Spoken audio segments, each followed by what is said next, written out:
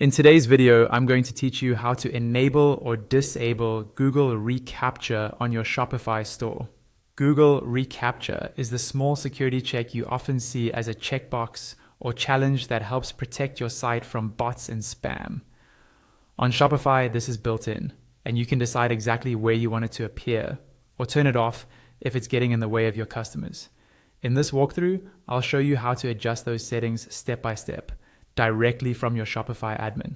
First, sign into your Shopify account and go to your Shopify dashboard. This is your main admin homepage, where you can see your orders, products, and sales overview.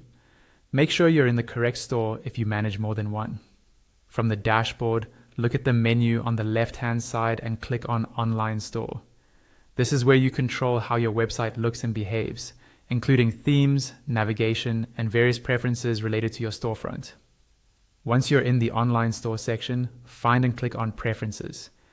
This page contains global settings for your online store, such as your homepage title and meta description, Google Analytics, and at the bottom, the spam protection options that control reCAPTCHA.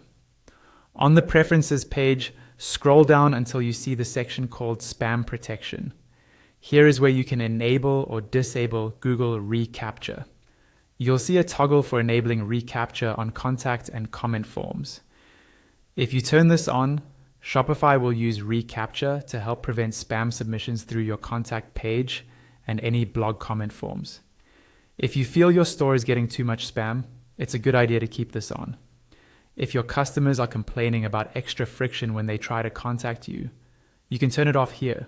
Just below that, you'll see another toggle for enabling reCAPTCHA on login, create account, and password recovery pages.